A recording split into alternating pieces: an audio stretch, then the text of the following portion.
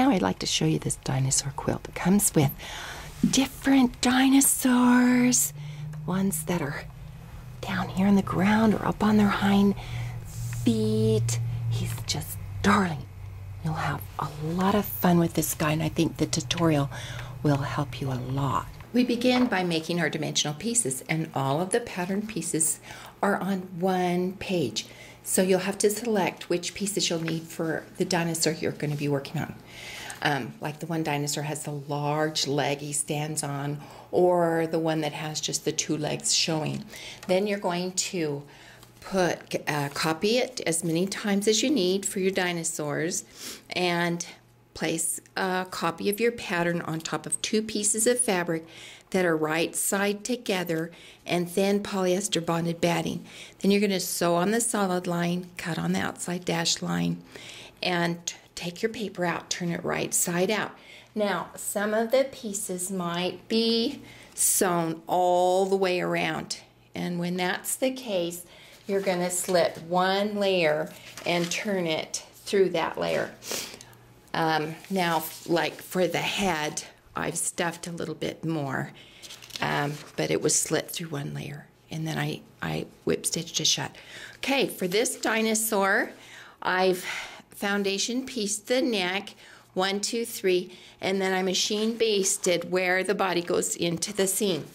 Now, I could have done it a little different when doing the neck.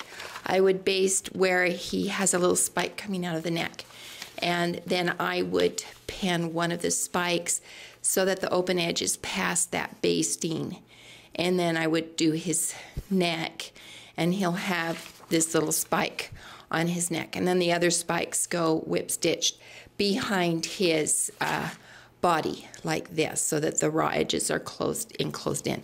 Now this guy didn't have a spike on his neck. I just chose to not put it on there.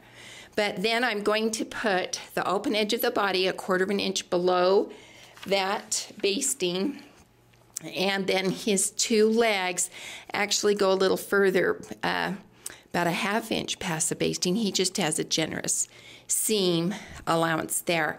And then I'll foundation piece this area here, and when it folds back to cover, the little legs fold back, and then his tail is tacked behind his body and his head tacked to the top of his neck. And that's how that little guy is done. Okay, with the spikes set, I foundation pieced the little neck, which was number 2, and then number 3, and there's his little spikes right in the seam. Now I've machine basted where his body goes into the seam, and I'm going to place it 1/4 of an inch below that basting. Then I'm going to foundation piece this corner piece. Oh, here's my background piece cut big enough for that corner. Place it right side down so the bulk of the fabric's opposite the area I'm going to cover, and then turn it over and sew it on this solid line. And when it is sewn, it's going to fold back, and the little body will fold down in place, and we'll show you that next.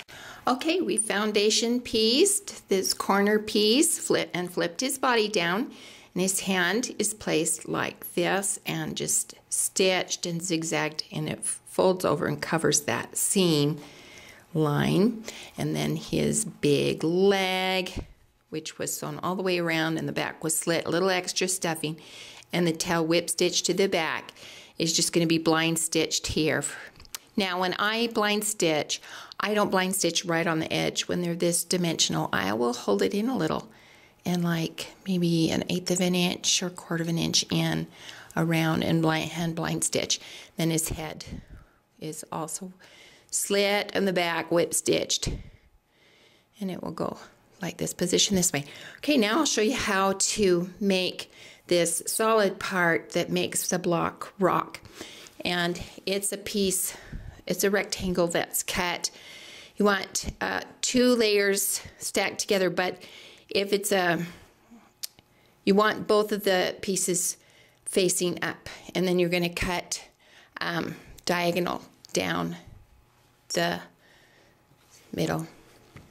Now, the part that was cut down the middle is what will go next to your, see, here's another little guy. It's going to go next to the block, like that. So you're going to sew 1/4 inch, and you can lay it out like this, and you can see how it will start to make a square within a square. Here's the other piece. Isn't that cool? Now, the important thing to remember is to, when you're cutting it, after you sew these, that it's a square, so that these are 90-degree angles. Use your ruler to square it, and that you've got 1/4 inch from that point of the inner block, so that when you add your sashing, you're not going to cut your points off. And that is basically how you make these little dinosaurs. Hope this has helped.